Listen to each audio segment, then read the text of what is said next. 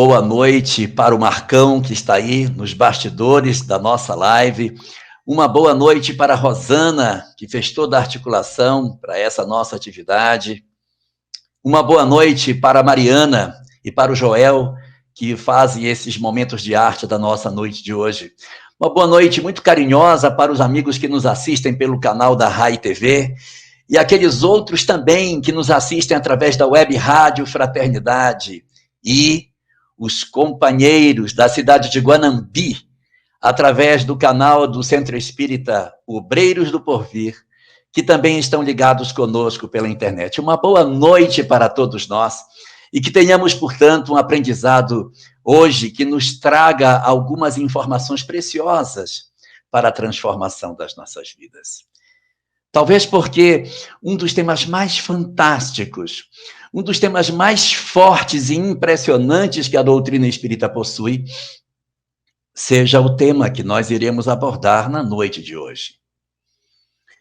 O tema que fala sobre as descobertas que o Espiritismo nos apresenta sobre a vida e sobre a morte e as consequências do entendimento do que seja o existir na visão da doutrina espírita.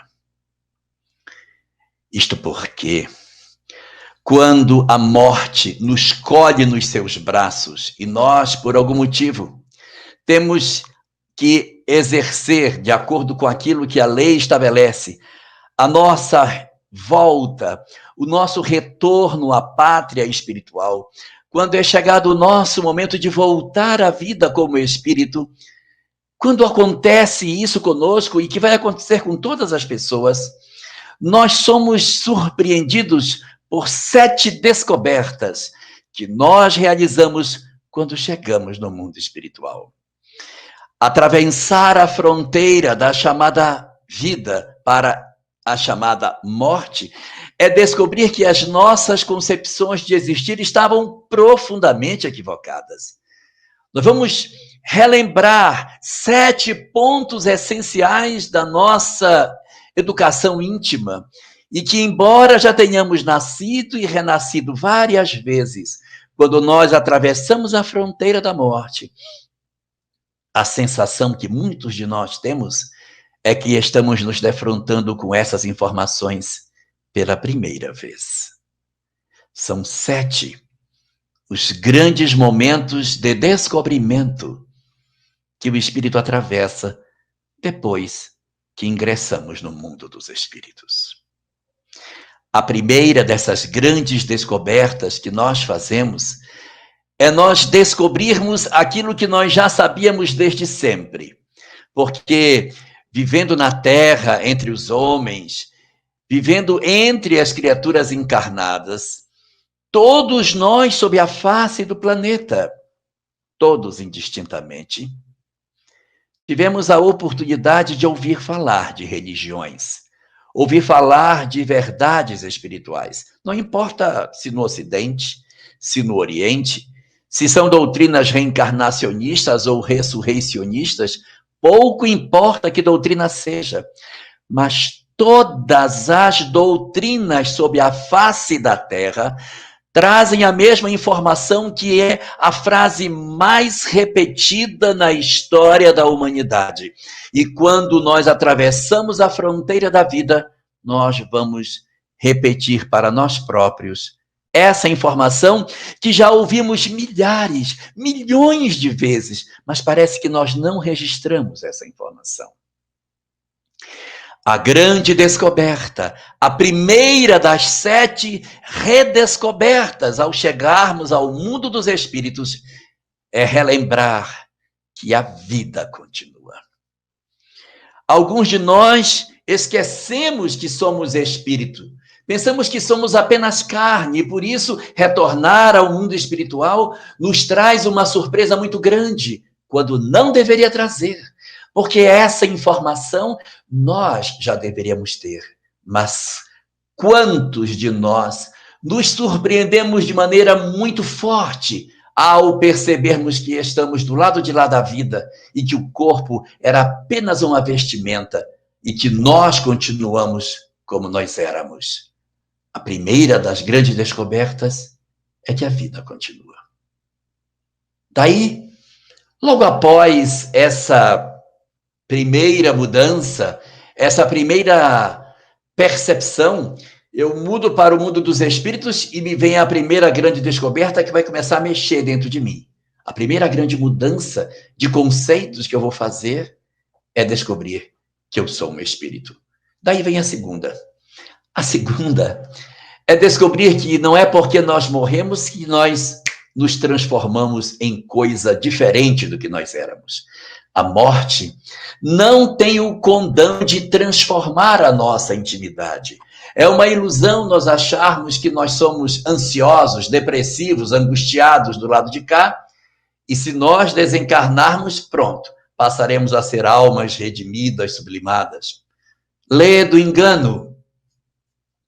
Nós não nos modificamos com o fenômeno da morte. Nós podemos mudar com o tempo no mundo espiritual, sem dúvida, mas a simples transição do mundo físico para o mundo espiritual não nos converte em espíritos superiores, não altera a nossa condição de conhecimento espiritual, não muda dentro de nós os valores e conceitos que nós temos sobre a vida. Portanto, dentro da ótica que o Espiritismo nos oferece, essa é a segunda grande redescoberta que nós fazemos. Meu Deus, eu continuo como eu era. Quem era egoísta tende a continuar egoísta. Quem era caridoso tende a continuar caridoso.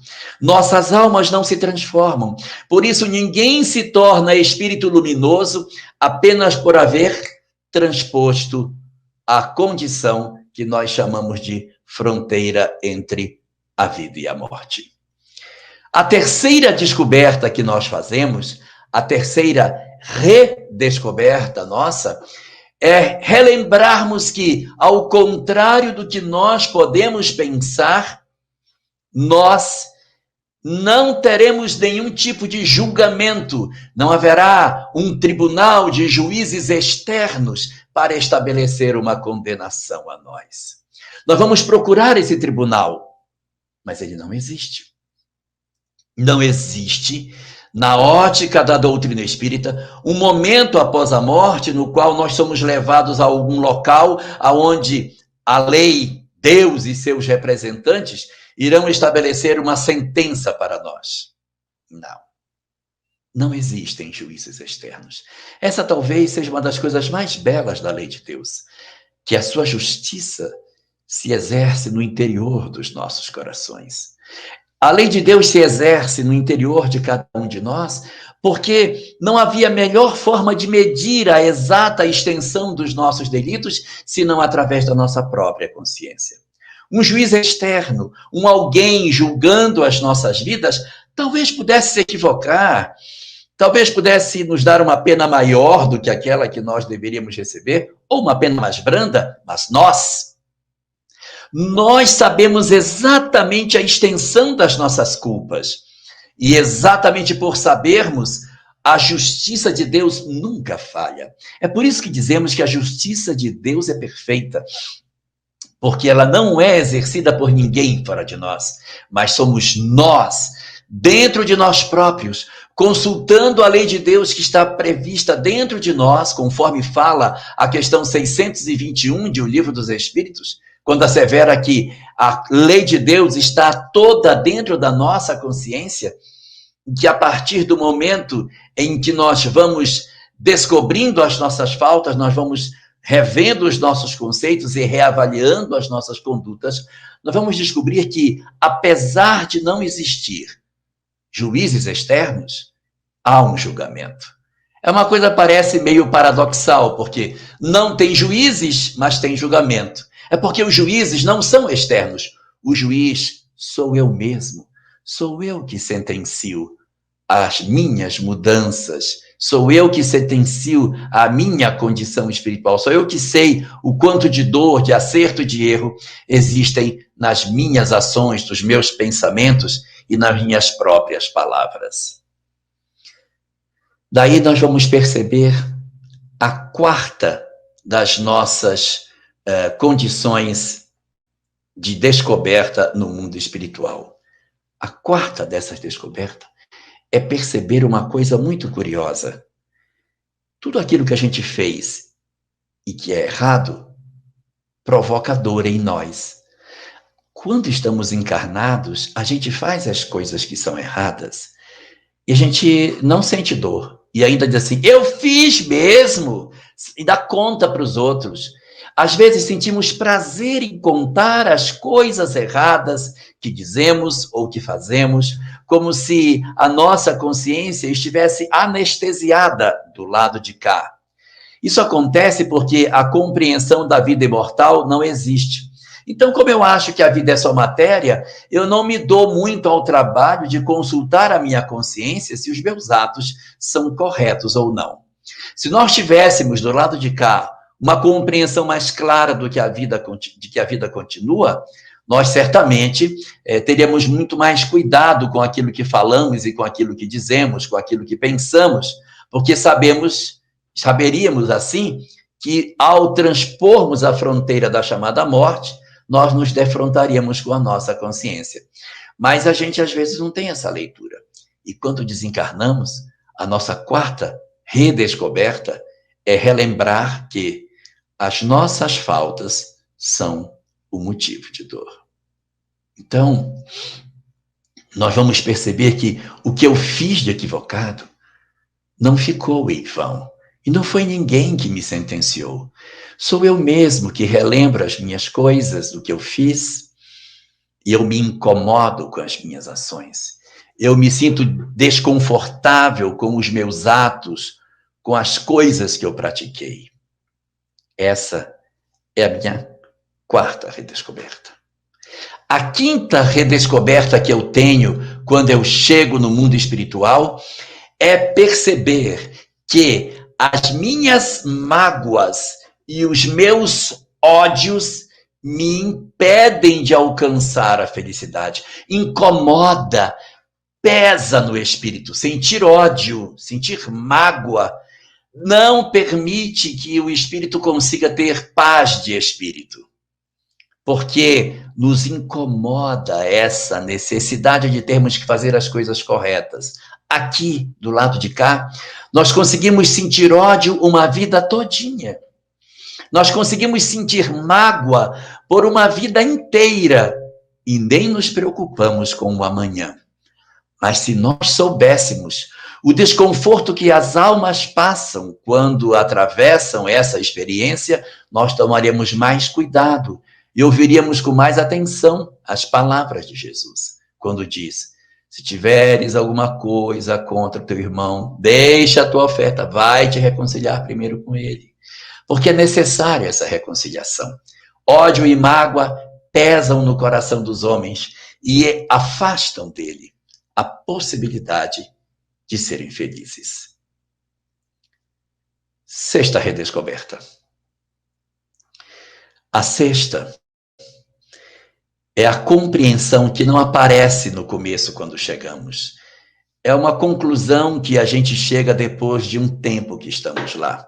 Nós vamos descobrindo as coisas devagar, descobrimos que, na verdade, a vida continua, descobrimos que a gente não muda, descobrimos que não há juízes externos, descobrimos que as nossas faltas aqui são motivo de dores do lado de lá, descobrimos que as nossas mágoas, que os nossos ódios nos impedem de sermos felizes, e depois de uma caminhada no mundo espiritual, de uma certa já passagem por um certo tempo do lado de lá, nós chegamos à sexta redescoberta. A sexta é impossível ser feliz distante do amor. Eu vou repetir. É impossível você ser um espírito resolvido se você não ama.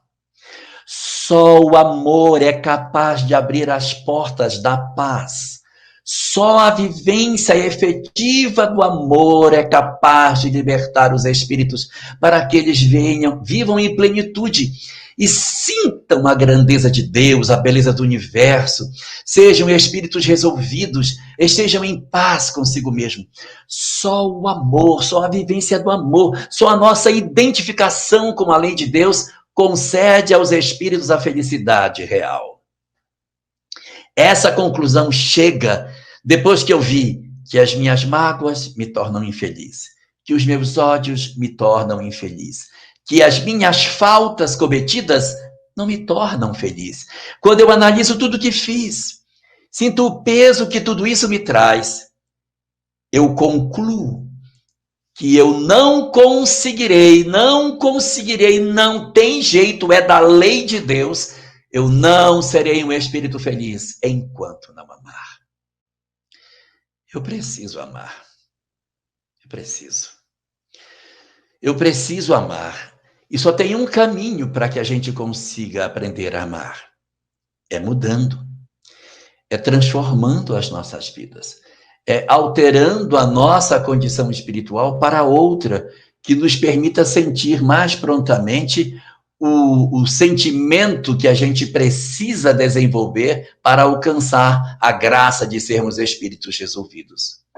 E para que a gente possa se desenvolver, para que a gente possa crescer, se transformar, nós temos duas opções.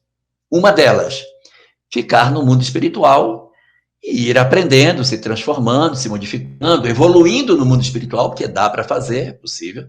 A gente vê isso bem na obra de André Luiz, como é que ele chega e a transformação que ele vai passando ao longo do tempo. Então, dá para evoluir no mundo espiritual? Dá para evoluir. A segunda é reencarnando. Aí alguém me diria assim, talvez, mas se dá para fazer isso do lado de lá, por que reencarna? Porque não fica logo lá de uma vez e vai fazendo a evolução do lado de lá. É porque do lado de lá dá para evoluir, mas não dá para ter certeza se a gente mudou. Eu não consigo ter certeza absoluta que eu de fato mudei. Eu não tenho essa certeza. Eu tenho a impressão de que eu compreendi. Só que estando no mundo espiritual, eu estou de cara para a imortalidade, eu vejo os espíritos, eu percebo a realidade espiritual, é muito mais fácil ser bom, é muito mais fácil fazer o bem, porque eu estou vendo a realidade, estou vendo que existe vida após a morte, eu estou vendo isso, não tem ninguém me dizendo, eu vejo, como também eu não tenho o peso do corpo, não tenho a influência da matéria para fazer o bem, então eu estou livre para ser eu em plenitude. Só que se eu ficar no mundo espiritual, eu não tenho essa certeza se eu mudei. Então, acaba acontecendo que o espírito precisa de muito mais tempo para ter certeza de que ele ganhou efetivamente valores morais que ele não tinha antes. Para eu ter certeza de que eu avancei, é difícil. Não dá para ter a convicção absoluta de que isso aconteceu. Nós só iremos ter a certeza pelo outro caminho. Qual é o outro caminho? A reencarnação. A reencarnação pode fazer em uma existência o trabalho que nós levaríamos séculos para exercer no mundo espiritual. Se eu ficar lá, eu evoluo? Sim, mas eu vou demorar séculos para consolidar virtudes. Vindo na Terra, eu tenho a possibilidade, em uma única existência, dar passos significativos, transformar a minha vida, mudar o meu existir. Então, vale mais a pena vir. É melhor voltar. É melhor. Então, por que voltamos? Nós voltamos porque é mais interessante do ponto de vista da velocidade do aprendizado. Voltar é mais rápido. Voltar garante ao espírito acelerar o seu processo evolutivo e a certeza de que a mudança está de fato acontecendo. Mas, para que a gente vai voltar? Porque se volta é pela necessidade de acelerar. E qual o objetivo? Para que eu volto? O que é que eu venho fazer na Terra? Sinteticamente, o Espiritismo diz que nós voltamos à Terra, voltamos a renascer para 3 coisas. Aprender coisas novas, nos reeducar naquilo que fizemos de errado e, terceiro, oferecer exemplo às pessoas. Então, eu posso vir para aprender coisas novas, alargar o meu conhecimento. É aquilo que tecnicamente se chama de prova, conhecer novas experiências. Eu posso vir para corrigir coisas erradas que eu fiz. Isso se chama expiação. Reencontrar histórias do passado no hoje. Reviver coisas do ontem, agora. Pisar pelas mesmas trilhas. Reencontrar as experiências semelhantes para ver se eu consigo dar a boa solução dessa vez que eu não dei das vezes anteriores. É a chance de eu me redimir. É a chance de eu conseguir efetivamente transformar a minha vida. Isso se chama expiação.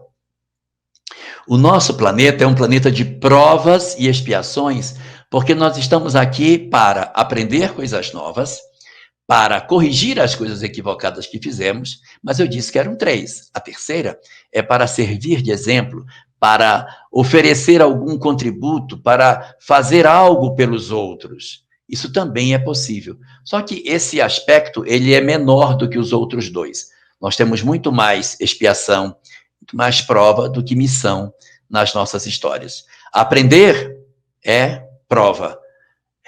Corrigir, revisitar as mesmas experiências, expiação. Servir, ensinar, dar exemplo, chama-se missão. Então é prova, expiação e missão. E quando a gente reencarna, a gente não vem só para a prova, só para a missão ou só para a expiação. É tudo um pacote.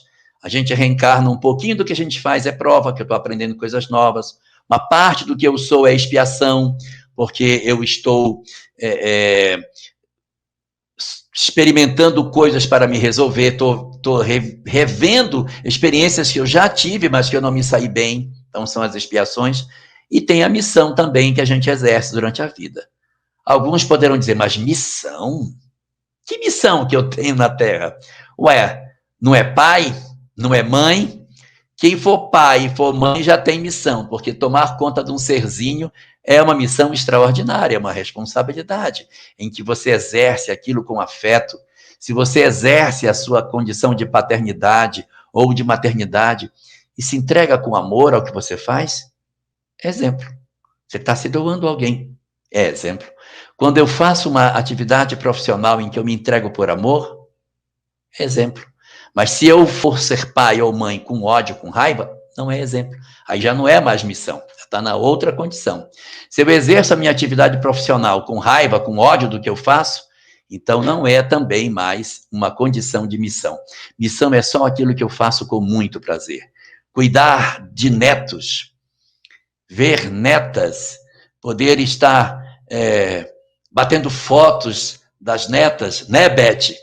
E aí a gente poder curtir, saborear isso, é muito gostoso. Então isso indica para a gente que não é um processo expiatório. Então a gente tem missão, expiação e prova numa mesma existência.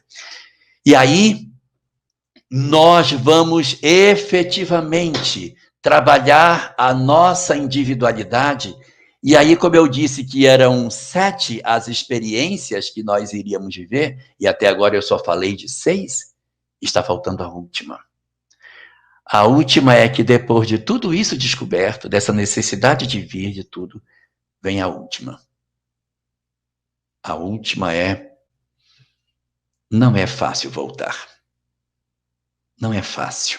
Não é uma coisa assim que eu diga, olha, eu estava pensando, eu acho que amanhã eu vou reencarnar. Não funciona desse jeito. A gente não reencarna igual pega um ônibus. A reencarnação de um espírito passa por um processo longo de programação. Quanto mais evoluído é o espírito, mais longo é o planejamento que esse espírito vai passar para poder ser bem útil à sua reencarnação, para que todas as condições que precisam existir para que ele aproveite estejam todas à mão. Então, antes de nós renascermos, a gente tem que passar por um período para conseguir garantir maior êxito na tarefa. Se a gente fosse assim, olha, eu estou aqui conversando, mas sabe, me deu uma vontade de reencarnar, eu acho que eu vou amanhã. Em qual família? Em que condição? Para viver aonde? Não pode ser desse jeito. Exige uma preparação para que isso aconteça. Então, os espíritos, quando tratam dessa discussão do nosso retorno após essa 7ª descoberta, de que não é tão fácil retornar assim, quando nós alcançamos esse 7º momento de percepção no mundo espiritual, a gente diz, puxa, não é fácil. Então, eu preciso, não tem outro jeito, eu tenho que me programar, eu tenho que me preparar para vir. Então, é preciso que a gente, quando percebe que precisa vir, passe por um período de preparação.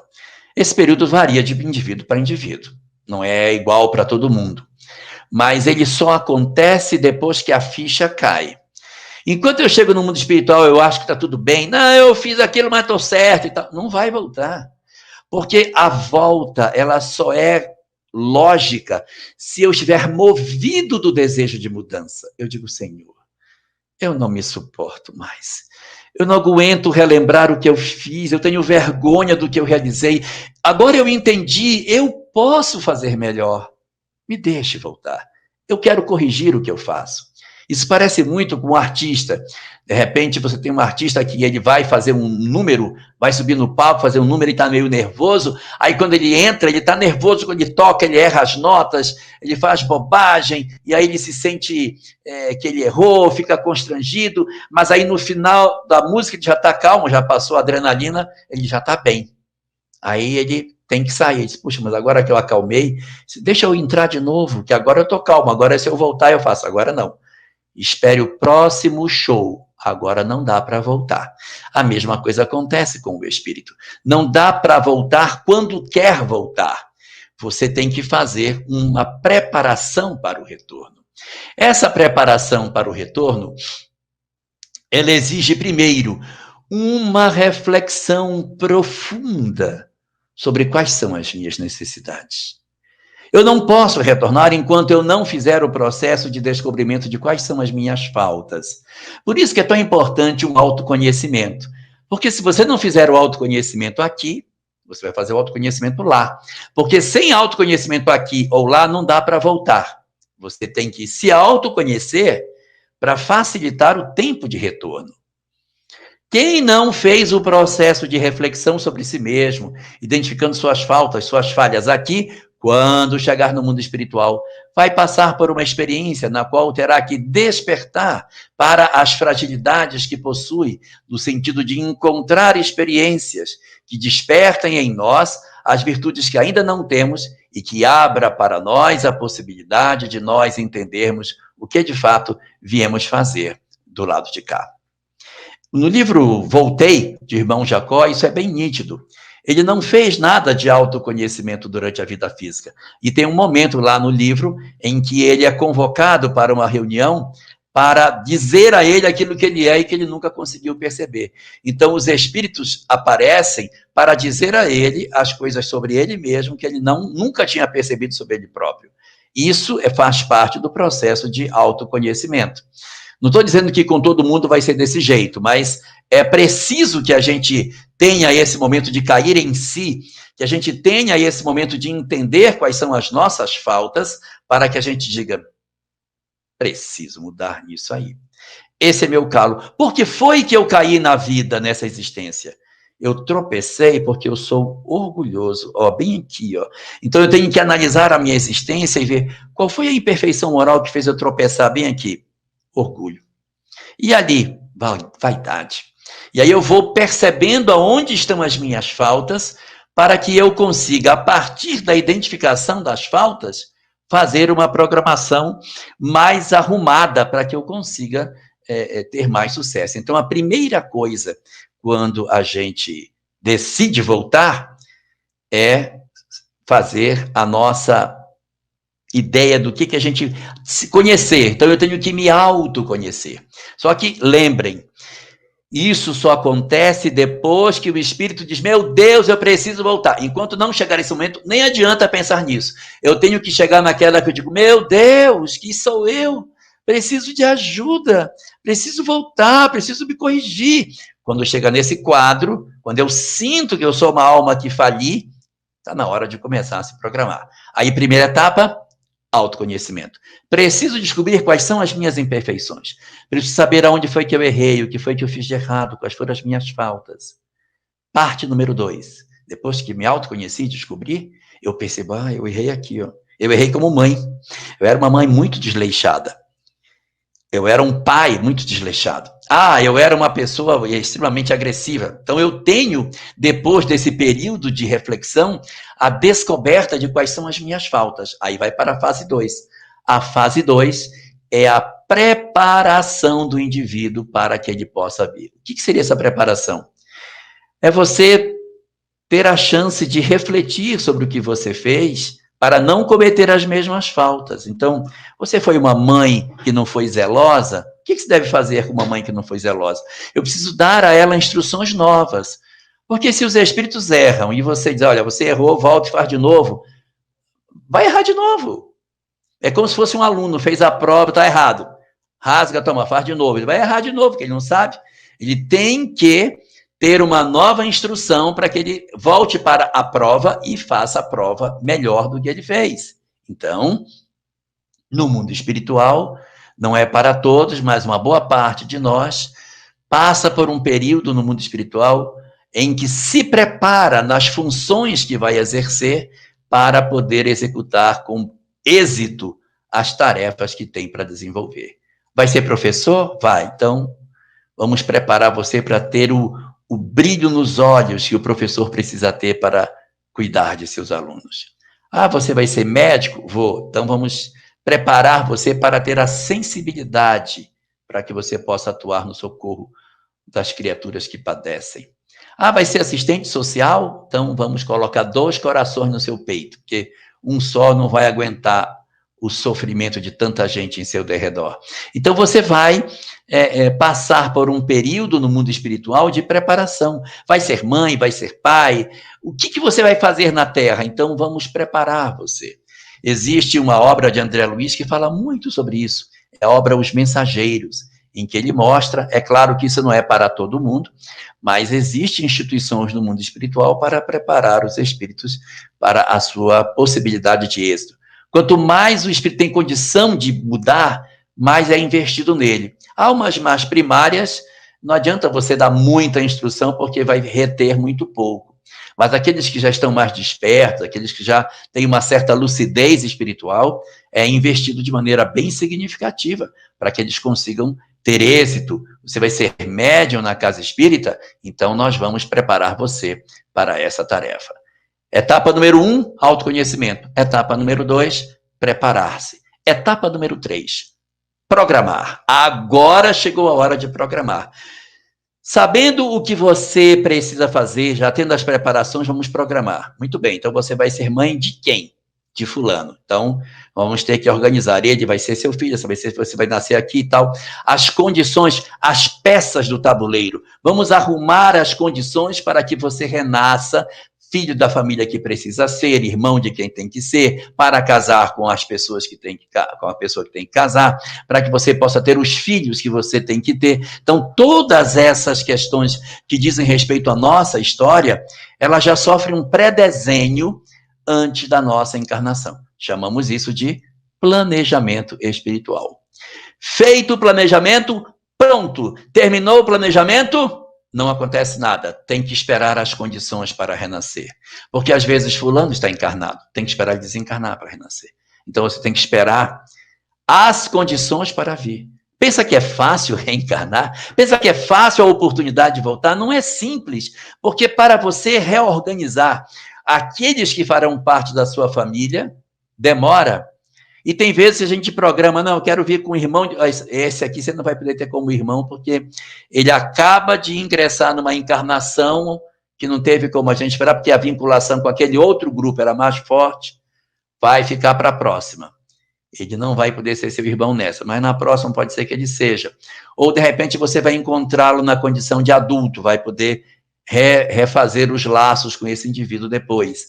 Mas as condições para a reencarnação, elas não são imediatas. Ninguém pense que Deus está à nossa disposição e que quando a gente diz, olha, eu gostaria de voltar, para tudo, dá um pause no universo para rearrumar todo mundo nas posições. Pronto, agora pode dar o play de novo, porque agora já estão as condições arrumadas. Não, a gente tem que se ajustar ao grande mecanismo da lei. E as nossas programações nem sempre elas conseguem ser plenas por conta das impossibilidades que às vezes acontecem de nós reencarnarmos perto de alguém que a gente precisa. Olha, dessa vez não vai dar, vai ter que esperar para a próxima, porque se a gente for esperar mais 20 anos para poder juntar você com ele, fecha a janela para os outros que precisam. Então, a gente, avaliando tudo, é mais interessante fechar o planejamento agora, daqui a 1, 2 anos, e você reencarnar nesse contexto, sem a presença dessa pessoa que, de repente, a gente estava vendo que seria interessante que compusesse sua equipe familiar. Essa capacidade de decidir na reencarnação depende muito da evolução do espírito.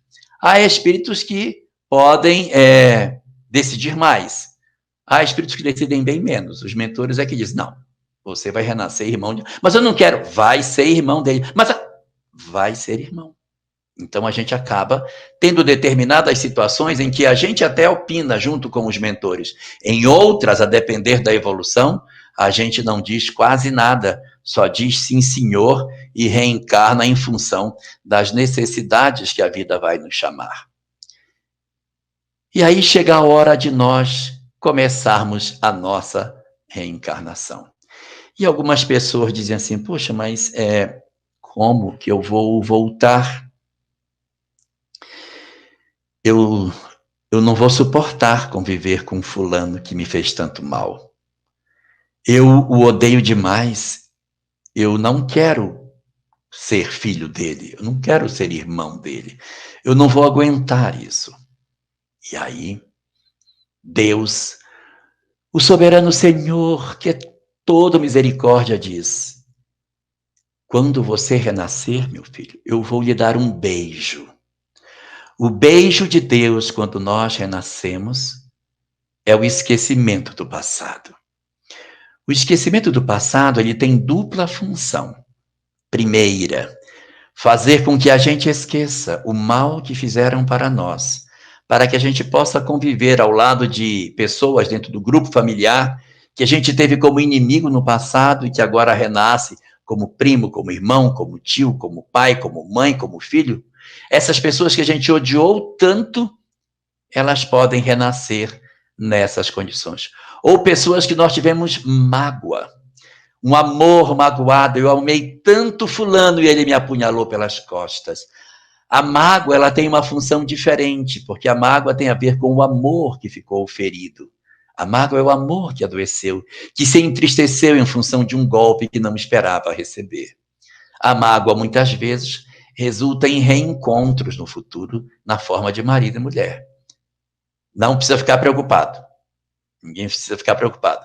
Não é obrigatório que você tenha que reencontrar com a pessoa da qual você tem mágoa, mas aumenta a chance. Aumenta as chances. Agora, se você não quer reencontrar com a pessoa que lhe magoou, eu tenho uma solução espetacular.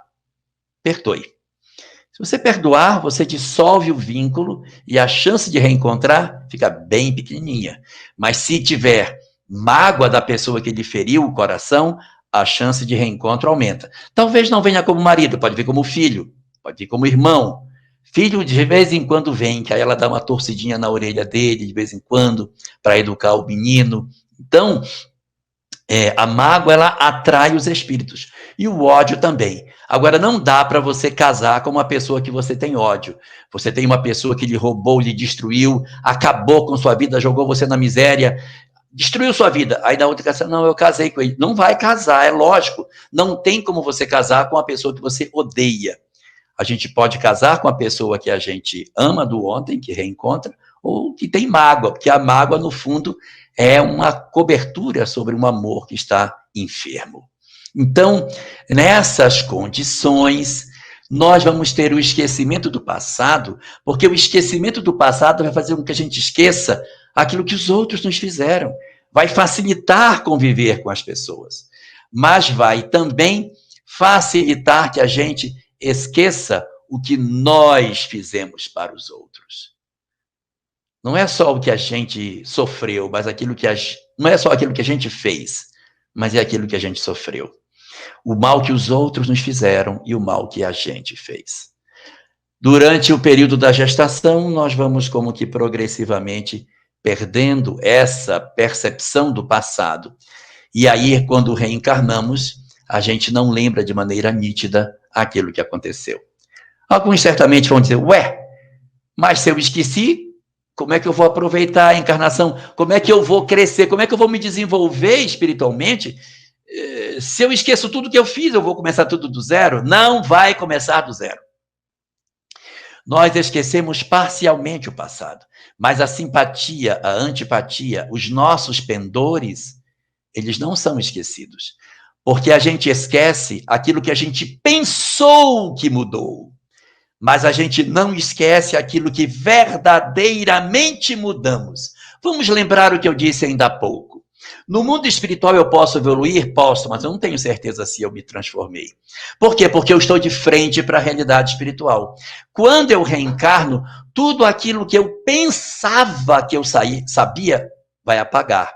Porque o que eu pensava que sabia não estava na intimidade do meu ser. Mas aquilo que verdadeiramente eu fiz de mudança, mesmo com o esquecimento do passado, isso não vai se apagar.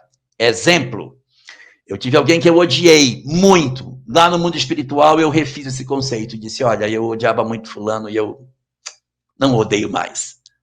Entendi que isso era bobagem, eu o perdoei, meu coração está limpo, mas está limpo mesmo, nossa, está limpo. Reencarna para saber. Se ao reencarnar não tiver mágoa, não tiver rejeição do outro, é porque realmente limpou. É a prova real de que você conseguiu fazer. Mas se ao reencarnar ainda sobrar uma coisinha de antipatia, é porque aquela crença que eu tinha lá, de que eu iria reencarnar e esquecer, de que eu já teria vencido a pessoa, não é verdade, que quando eu reencarnei, ainda estava dentro de mim as dificuldades que eu teria. Ou seja, só o que está no âmago do ser é que permanece. É essa que é a beleza do esquecimento do passado. É a prova efetiva da evolução do espírito. Se alguém é bom do lado de cá, é porque é bom mesmo, porque do lado de cá a gente esquece tudo. Se o cara consegue ser bom, é porque ele é bom. E se o cara é mal do lado de cá, é porque ele é bem mais mal do que isso. É porque o corpo abafou. Ele está só malzinho. Se tirar o corpo, ele fica malzão. Porque ele é mais perverso ainda. O corpo abafa o espírito, tanto para cima como para baixo. E aí a gente vai reencarnar. Nós vamos receber 3 elementos essenciais nesse processo de mudança. Nós vamos receber 3 elementos essenciais: o corpo, pessoas e provas. O corpo, que corpo que eu vou receber? O corpo que eu preciso, que pode ser um corpo doente, pode não ser um corpo saudável, mas é um corpo doente porque eu preciso dessa experiência. Pode não ser um corpo bonito, pode ser um corpo feio. Meu Deus, não tinha um mais bonitinho para me dar? Tinha, mas não é no momento que a gente precisa mais. Então eu vou ter um corpo mais feio para educar a minha afetividade. Pode ser um corpo de curta existência. Eu vou reencarnar para viver poucos anos e retornar. Mas por que, meu Deus? Porque eu ainda estou precisando, de repente, recompor a minha condição orgânica. Então eu nasci com algumas dificuldades e vou ter uma encarnação mais curta. Eu posso nascer com limitações. Não chega a ser uma doença, mas umas limitações. Eu posso nascer infértil, louco para ter um filho, não vai poder.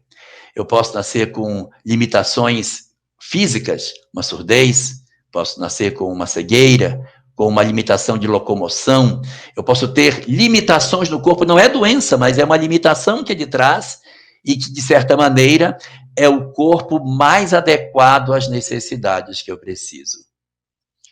E além do corpo, o segundo elemento com o qual eu vou lidar são as pessoas. Eu vou encontrar 3 tipos de pessoas. Pessoas novas, que eu não conhecia do passado. Essas pessoas eu vou ter que rever. 2, eu vou reencontrar meus antigos afetos do ontem, meus amores, que vou encontrar comigo, e meus desafetos. Eu lamento dizer, mas odiar é marcar encontro no futuro. Se você odeia alguém ou tem mágoa de alguém, fique tranquilo, você vai reencontrar essa pessoa no futuro. Ah, não quer? Então solte o cidadão. Perdoe, faça um esforço para tirá-lo do peito, porque se você não fizer isso, a tendência é que esse indivíduo retorne para perto de você e, às vezes, dentro do nosso lar. Então, a gente precisa ficar atento para não passar por experiências desnecessárias. Quanto mais eu odeio, quanto mais eu tenho problema de relacionamento, mais complicada será a minha família no futuro. O que é bastante lógico. Se a minha família de hoje é fruto do passado, a de amanhã é fruto do hoje. Se eu cultivar muito desamor, aguarde. A próxima equipe familiar vai ser bem complicadinha. E só depende da gente decidir qual é a família que a gente quer. Então, quando nós estamos para reencarnar, nós temos o corpo, pessoas e as provas. Que provas? Provas no corpo físico, meu corpo doente, com dificuldade, prova física. 2, provas afetivas. Físico é saudável, mas ninguém me ama, ninguém me quer, quem me quer eu não quero, e quem não me quer mandei embora. Ou seja, você que vive numa situação de dor afetiva muito grande, não se ajusta afetivamente. 3, problemas da ordem social. Eu socialmente não me adapto, moro num local que eu não quero, numa cidade que eu não quero, exerço uma profissão que eu não gosto, tenho uma dificuldade muito grande de me inserir na sociedade, eu não sei ir para os lugares, eu odeio o mundo que eu vivo. Problemas sociais. E uma última, os problemas econômicos. Vai fazer tudo que puder, não vai conseguir equilíbrio econômico. Se a gente bem perceber, para ser bastante otimista, isso é só uma fase, gente, porque a encarnação é só um período curto. É fase, F-A-S-E, fase. F de físico, A de afetivo, S de social e E de econômico. É só uma fase. Por pior que seja o corpo, por pior que seja o relacionamento afetivo, por pior que seja tudo isso, por pior que seja a vida social e econômica, é só uma fase. Uma hora vai acabar. E a gente, compreendendo que somos espíritos imortais, isso pega uma visão completamente diferente.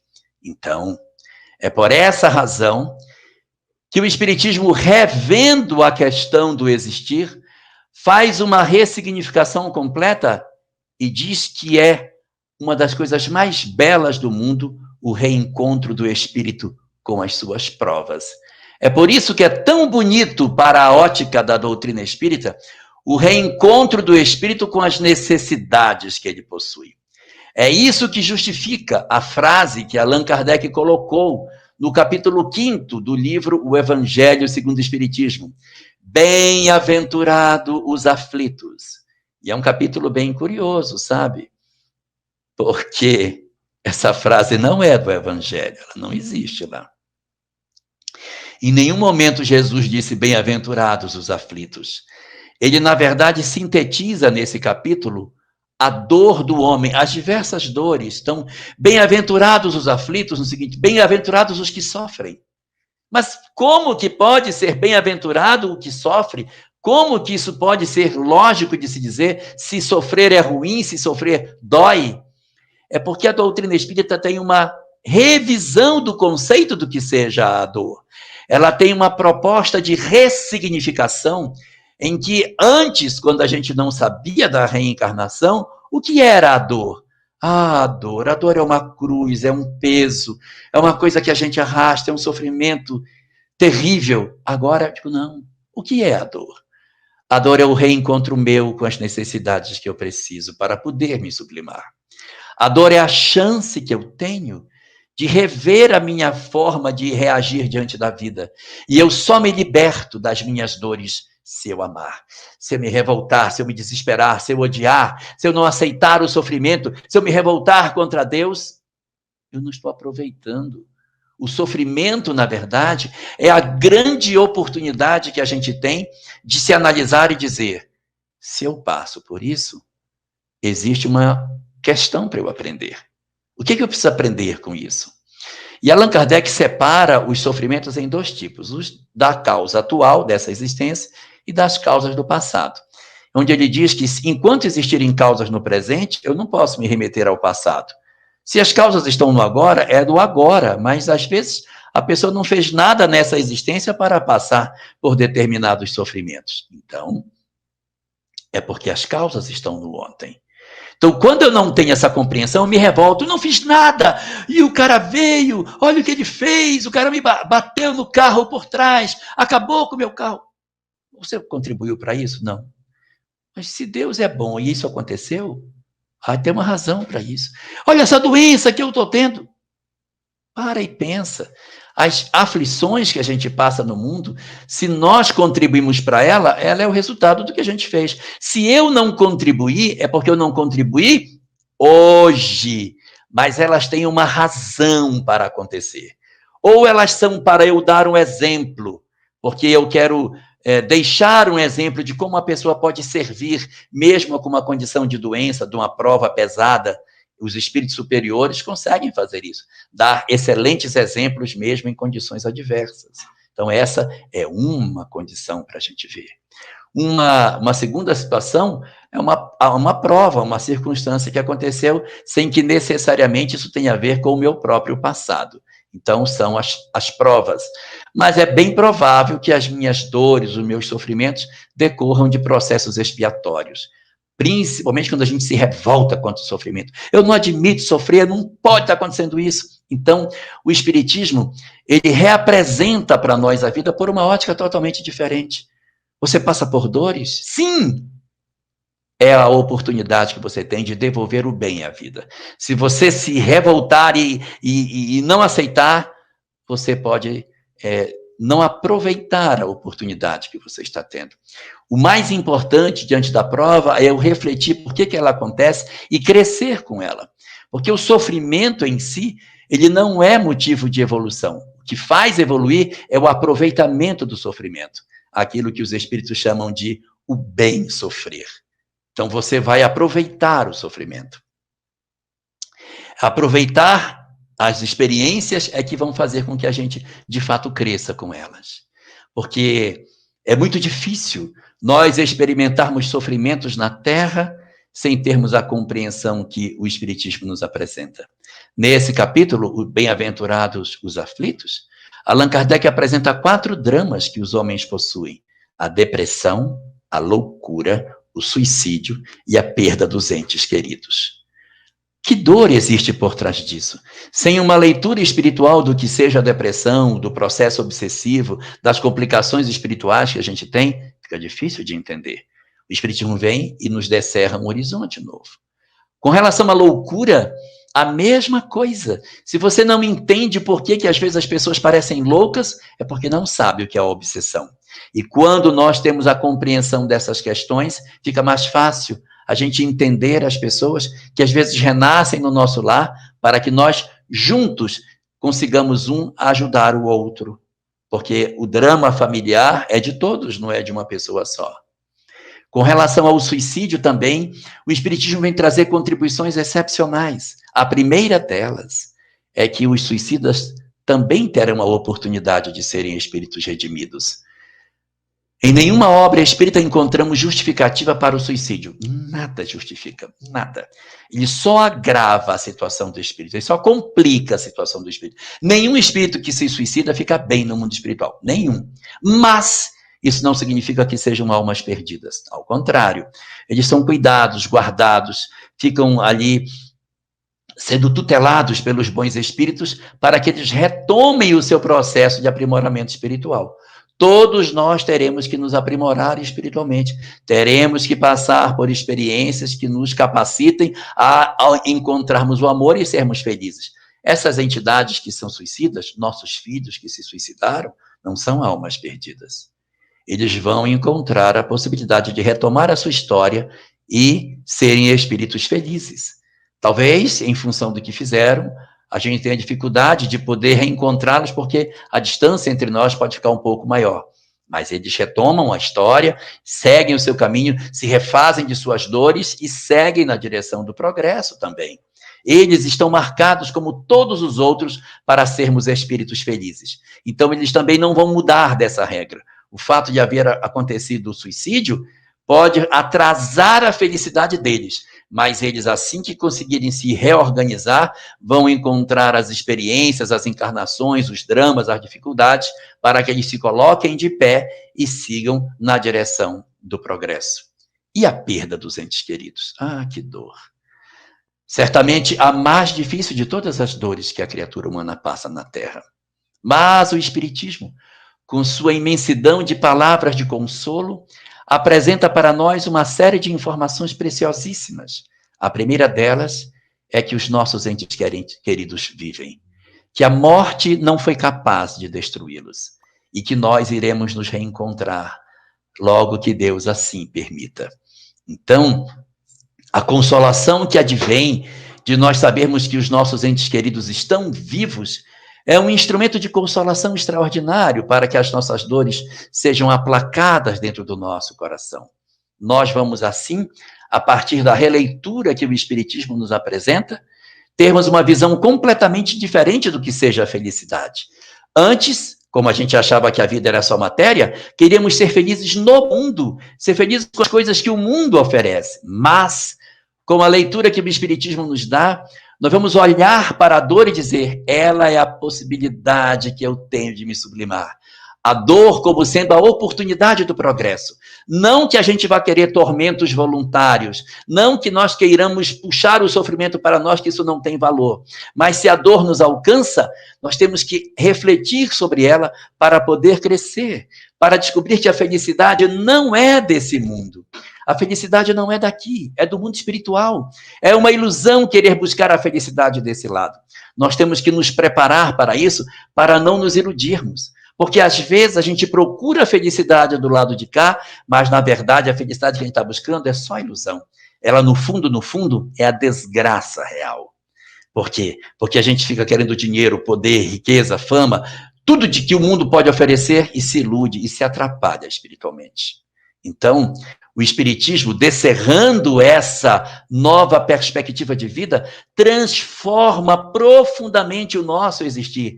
Se nós entendermos em profundidade essa, não precisa nem outra, essa lição do Espiritismo, nossas vidas mudarão profundamente.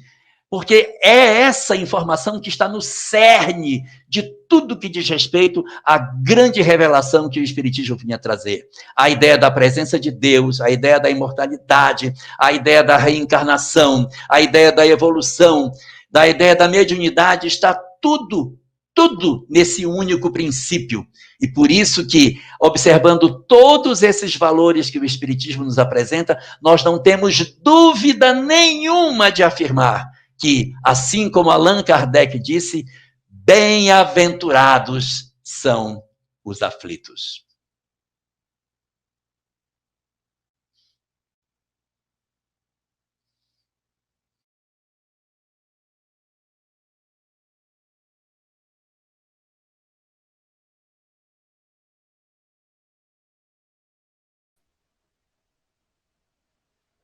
Muito obrigada, Elahá, pelas tão profundas reflexões de hoje. Como a gente estava conversando nos bastidores, você disse, vai suscitar perguntas. E realmente chegaram algumas perguntas que a gente não tem condição, né, devido ao tempo, de fazer todas, mas a gente separou 3 somente, né, para que você consiga, né, continuar nos presenteando com seus saberes. A primeira é do Paulo de Oliveira. Ele está perguntando assim, é necessário sofrer para despertar?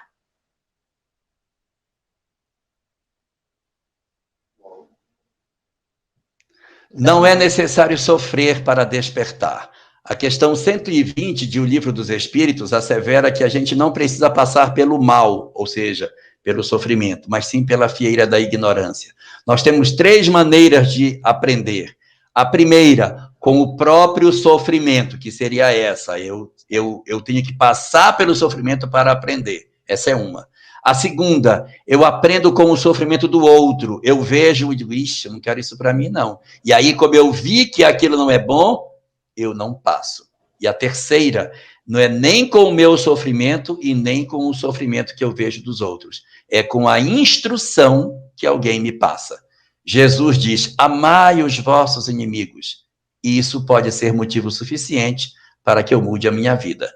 Eu não mudei, eu posso mudar vendo o que o desamor e o ódio provocou na vida de outra pessoa. Eu digo, eita, eu não quero isso para mim. Ou então, se eu não aprendi com o que Jesus disse, nem vendo o que aconteceu com alguém perto de mim, eu vou aprender com a minha própria experiência. Mas não é necessário sofrer para evoluir. Nós precisamos passar pela fieira da ignorância. e não pela fieira do mal. Escolha. A próxima pergunta que a gente gostaria que você facilitasse para a gente, né, esse entendimento, é da Rita Silva Lima. Ela está perguntando assim: todos que estamos vivendo essa situação pandêmica, podemos nos considerar aflitos para sermos bem-aventurados? Na verdade, nós estamos não como aflitos, nós somos os convocados para a mudança do mundo. Nós não podemos observar como se nós estivéssemos dentro de um caldeirão de sofrimento.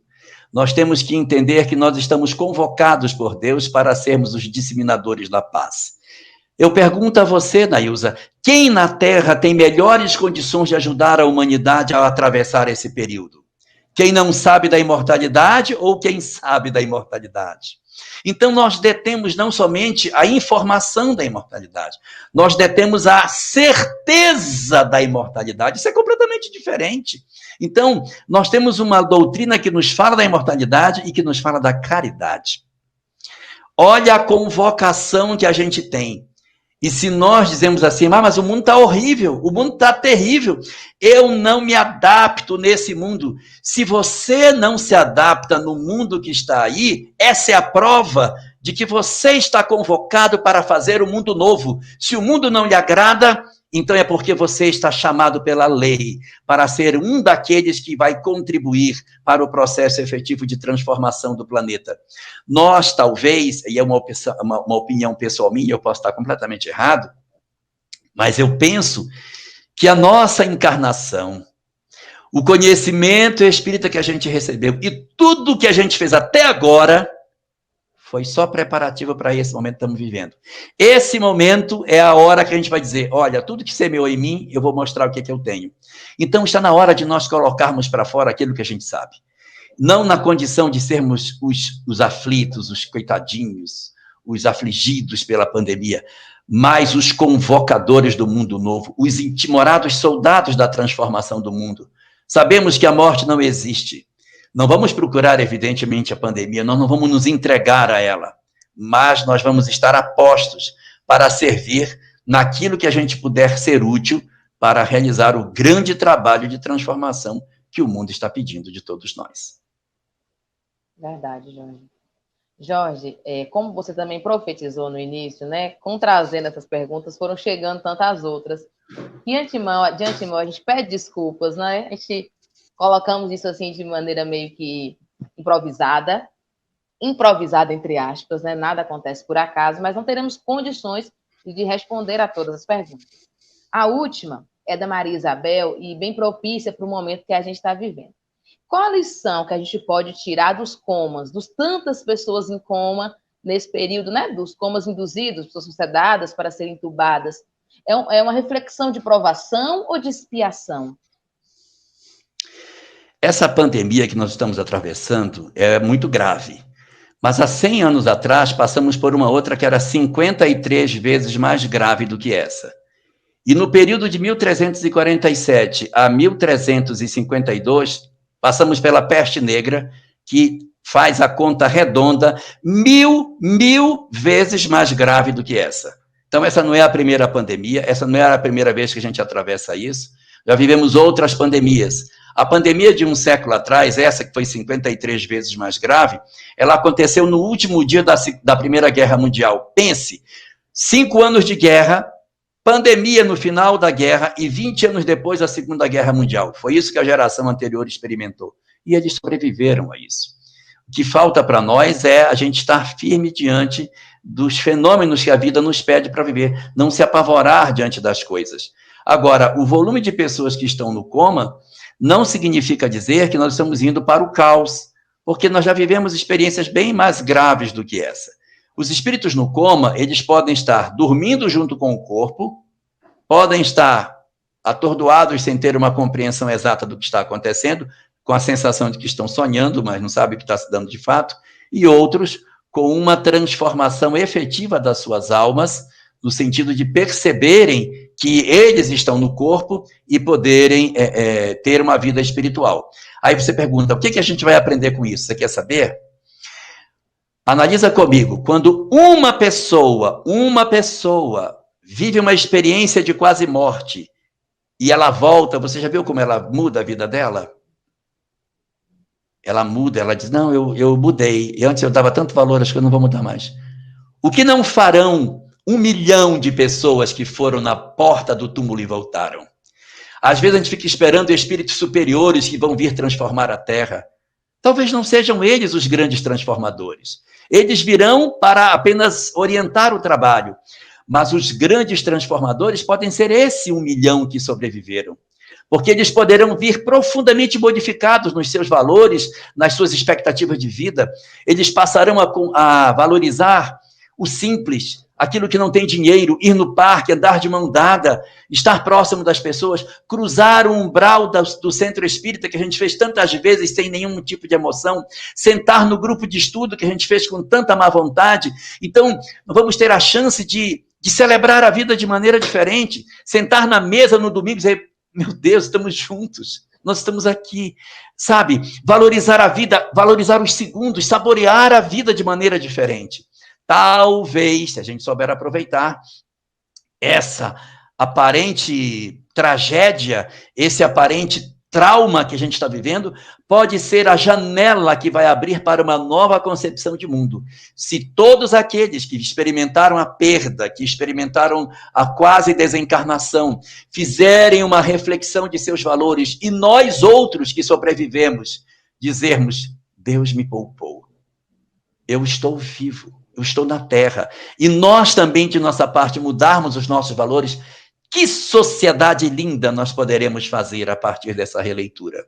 Agora, se nós não soubermos aproveitar isso, essa pandemia vai ficar igual a outra, que foi bem pior do que essa, e quando ela acabou, a gente tirou a máscara e voltou a ter a mesma sociedade que nós tínhamos antes. Jorge, como nós gostaríamos de ficar a noite toda conversando com você.